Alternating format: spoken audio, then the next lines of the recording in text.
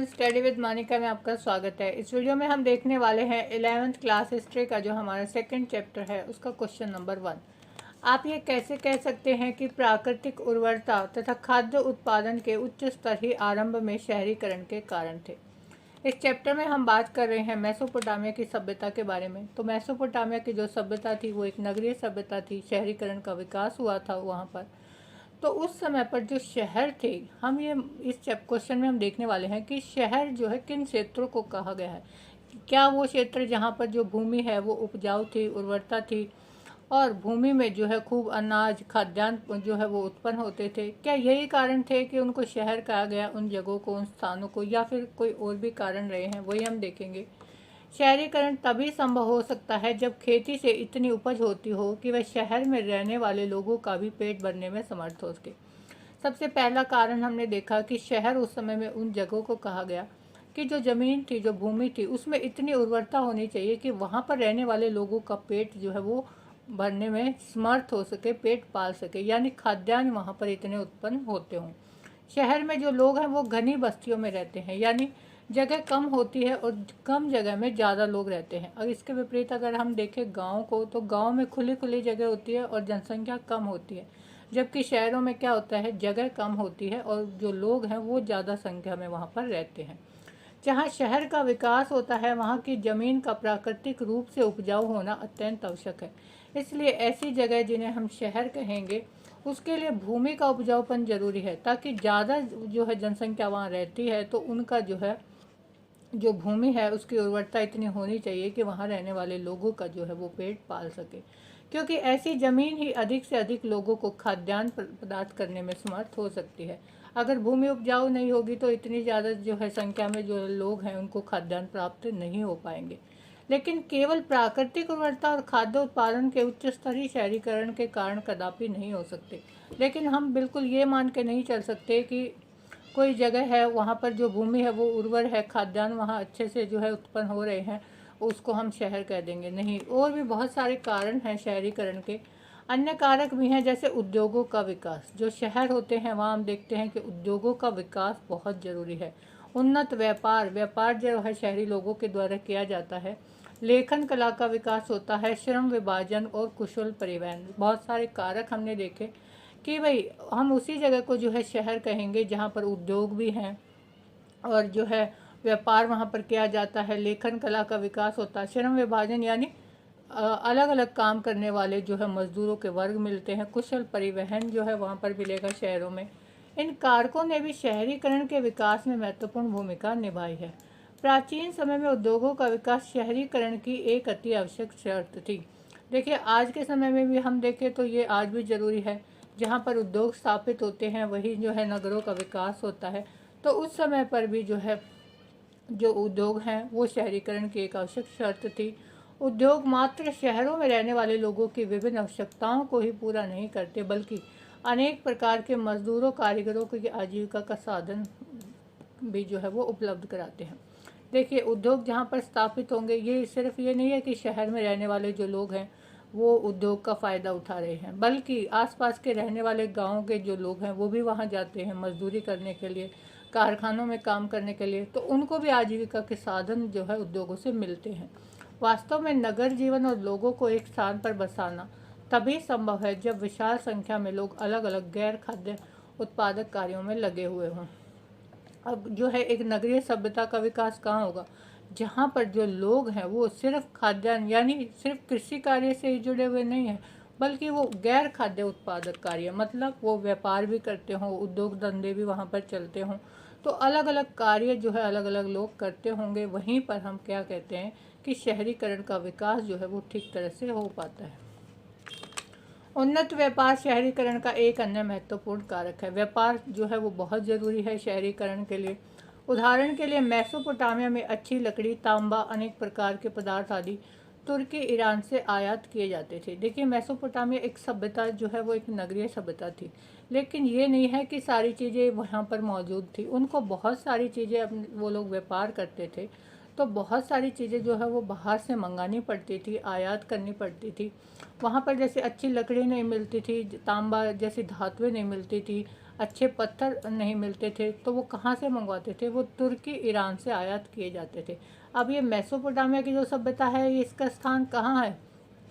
अब अगर हम मैप में देखें तो जो इराक गणराज्य है वहाँ जो है ये सभ्यता फली फूली, उसके पास जो है तुर्की ईरान ये क्षेत्र पड़ते हैं, तो यहाँ से भी वो सामान मंगवाते थे। इन जगहों इन देशों के साथ वो व्यापार करते थे मेसोपोटामिया के लोग। इनके स्थान पर मेसोपोटामिया से कपड़ा और कृषि संबंधी उत्पाद अन्य देशों में निर्यात किए जाते थे। आयात करते थे ये लकड़ी का, तांबे का और जो है पत्थरों का, लेकिन निर्यात भी किया जाता था। यहाँ कृषि अच्छी होती है। अगर हम मेसोपोटामिया का जो पूर्वी क्षेत्र है उसको देखें तो वो एक हरा भरा क्षेत्र है। दजला फरात नदियाँ यहाँ मेसोपोटामिया की सभ्यता जहाँ फली फूली वहाँ ये दोनों नदियाँ बहती हैं, तो यहाँ कृषि भी अच्छी होती थी। तो कृषि संबंधी उत्पादों का ये दूसरे देशों को निर्यात करते थे, यानी व्यापार जो है वो उन्नत अवस्था में यहाँ पर चलता था। शहरी विकास के लिए लेखन कला भी अहम भूमिका है। देखिए, पढ़े लिखे लोग जरूर हमें शहरों में मिलेंगे, लेखन कला का विकास यहाँ मिलेगा। इसका कारण क्या है कि क्योंकि ये व्यापार करते हैं, तो हिसाब किताब की व्यवस्था के बिना व्यापार की किसी प्रकार की उन्नति संभव नहीं है। अब व्यापार करते हैं तो हिसाब किताब लेखा जोखा तो जो है उस व्यापार का रखना पड़ता है। निबंध लेखन कला के विकास में मेसोपोटामिया में नगरों के उदय के महत्वपूर्ण योगदान दिया। तो जो लेखन कला का जो विकास हुआ वो हम कह सकते हैं कि मेसोपोटामिया की जो सभ्यता थी वहीं से इसका विकास जो है उसकी शुरुआत हुई थी। कांस्य युग में जीवन निर्वाह के लिए आवश्यक वस्तुओं के अतिरिक्त अन्य वस्तुओं के उत्पादन मुख्य रूप से शासक वर्ग और मंदिरों पर ही निर्भर करते थे। कांस्य युगीन क्यों कहा गया है इन सभ्यताओं को? क्योंकि इन सभ्यताओं में जो है कांसे की जो है बहुत डिमांड थी। यहाँ पर कांसा बहुत मिलता था। जो मेसोपोटामिया की सभ्यता है इसके समकालीन मिस्र की सभ्यता है, और भारत में जो सिंधु घाटी की सभ्यता है ये कांस्य युगीन सभ्यताएँ थी। तो यहाँ पर जो शासक वर्ग और मंदिर थे उनके ऊपर लोग बहुत निर्भर करते थे। शासक वर्ग केवल कानून और व्यवस्था का ही संचालन नहीं करते थे, अपितु श्रम विभाजन को भी नियंत्रित करते थे, और श्रम विभाजन ने शहरीकरण को गति दी। श्रम विभाजन का मतलब क्या है कि भाई मान लो कोई सभ्यता है, कांस्य युगीन सभ्यता कही गई है इन सभ्यताओं को। यहाँ पर बहुत सारे औजार भी बनाए जाते थे, बहुत सारे कारखाने जो उद्योग धंधे हैं वो स्थापित किए गए थे। पत्थरों के जो है पत्थरों से अलग अलग तरह के औजार बनते थे, धातु की वस्तुएं बनती थी, आभूषण बनाए जाते थे। तो ये सारा काम करेगा कौन? ये सारे जो है श्रमिक करते हैं ये काम। एक ही व्यक्ति तो हर काम में कुशल नहीं हो सकता कि भाई एक ही व्यक्ति जो है वो धातु की वस्तुएं भी बना लेगा, उससे औजार बना लेगा और पत्थर का भी काम कर लेगा, नहीं ना। क्यों? क्योंकि एक व्यक्ति हर तरह के काम नहीं कर सकता, इसलिए जो श्रम विभाजन है वो अति आवश्यक है। तो शासक वर्ग कानून और व्यवस्था के साथ साथ श्रम विभाजन को भी नियंत्रित करते थे। नगरीय जीवन और लोगों का एक स्थान पर बसना तभी संभव हो पाता है जब लोग विभिन्न गैर खाद्य उत्पादक जैसे धातु कर्म, मोहर, नक्काशी, प्रशासन आदि कार्यों में लगे हुए हों। अब नगरीय जीवन में क्या क्या होता है कि भाई ये नहीं कि सिर्फ जो है वो लोग खाने की चीज़ें ही जो है वो उगाते हैं, खाद्यान्न उगाते हैं, बल्कि वो धातु के काम भी करते हैं। मोहरें बहुत बनाई जाती थी। सिंधु घाटी की सभ्यता में हम 12th क्लास में जब हड़प्पा का जो चैप्टर पढ़ेंगे, 6th क्लास में भी हमने पढ़ा है, तो वहाँ पर जो है मोहरें चलती थी। क्यों? व्यापार करते थे तो उन थैलों के ऊपर वो मोहर लगाकर भेजते थे। नक्काशी का काम चलता है, प्रशासन का काम, ये सारे काम जो हम देखते हैं कि वो नगरीय सभ्यता में देखने को मिलते हैं। ऐसी स्थिति में शहरी अवस्था में सामाजिक संगठन का होना अति आवश्यक है। इसका कारण यह है कि शहर में निर्माताओं को अपने अपने उद्योगों के लिए अनेक प्रकार की आवश्यकता होती है।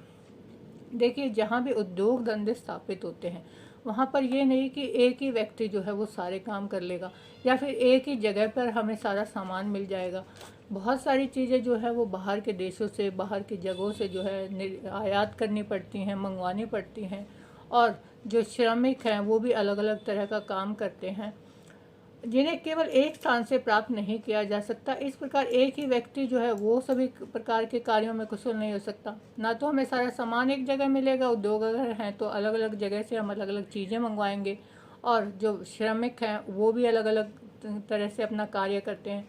यही कारण है कि औद्योगिक एवं व्यापारिक विकास में जो श्रम विभाजन है उसका पालन करना अति आवश्यक है। यानी जो लोग हैं वो हर तरह के लोग होंगे, धातु का काम करने वाले भी होंगे, पत्थर का काम करने वाले भी होंगे। तो श्रम विभाजन जो है वो नगरीय सभ्यता में हमें देखने को मिलता है। अगला हम देखेंगे कि कुशल परिवहन भी शहरीकरण में बहुत महत्वपूर्ण योगदान देता है। क्यों? क्योंकि जो नगर हैं, जो शहर हैं, उनमें व्यापार होता है और व्यापार करेंगे तो हम सामान को एक जगह से दूसरी जगह पर लेके जाएंगे। ये तो है नहीं कि एक जगह पे जो भी सामान बनाया जो है उसकी खपत जो है उसी जगह पर हो जाएगी। नहीं, हमें एक जगह से दूसरी जगह पर भी माल को पहुंचाना पड़ता है, तो उसके लिए हमें परिवहन की आवश्यकता ज़रूर पड़ेगी। कुशल परिवहन की व्यवस्था भी शहरीकरण के लिए एक आवश्यक शर्त है।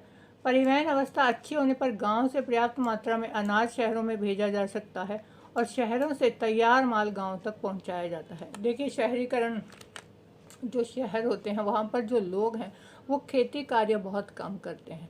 बाकी उद्योग व्यापार अलग अलग चीज़ें जो है नौकरियाँ करते हैं। तो उनको क्या करता है, अपने खाद्यान्न यानी खाने की चीज़ें वो ज़्यादातर गांव से मंगवानी पड़ती हैं। तो उसके लिए कुशल परिवहन की आवश्यकता होगी। और जो शहरों में जो तैयार माल है उसको गांव तक भिजवाना है, अलग अलग जगह पर भिजवाना है, तो उसके लिए भी परिवहन की आवश्यकता होती है। अतः उपरोक्त विवेचन के आधार पर कहा जा सकता है कि शहरीकरण के विकास में प्राकृतिक उर्वरता और खाद्य उत्पादन के उच्च स्तर के साथ साथ अन्य अनेक कारण भी उत्तरदायी हैं। तो कंक्लूज़न यही निकला कि भाई सिर्फ जो है भूमि का उपजाऊपन और जो अच्छे खाद्य उत्पाद हैं वही शहरीकरण के लिए जो है मतलब वो नहीं है कि भाई सिर्फ उनके बिहाफ पर ही हम ये कह सकते हैं कि ये सारी चीज़ें अगर हमें अच्छी ज़मीन है, अच्छे खाद्यान्न हो रहे हैं तो वहाँ शहरीकरण का विकास हुआ है। बल्कि और बहुत से भी कारक हमने देखे, जैसे कुशल परिवहन था, श्रम विभाजन था और उद्योग धंधे हैं, व्यापार है। जहाँ पर इन सारी चीज़ों का जो है मेलजोल हमें दिखाई देता है वहीं शहरीकरण का विकास होता है।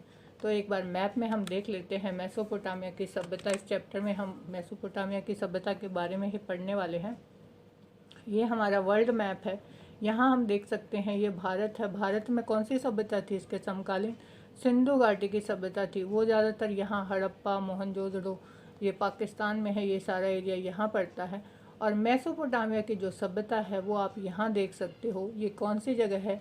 ये दजला फरात जो नदियाँ हैं उनकी नदी घाटी में स्थापित जो इराक गणराज्य है वहाँ पर मेसोपोटामिया की सभ्यता जो है वो फली फूली थी। तो ये था हमारा क्वेश्चन नंबर 1। सेकंड क्वेश्चन के लिए देखिए हमारी नेक्स्ट वीडियो और चैनल ज़रूर सब्सक्राइब कर लीजिए उससे पहले और बेल आइकन प्रेस कीजिए ताकि आपको आने वाली वीडियो की नोटिफिकेशन मिलती रहे।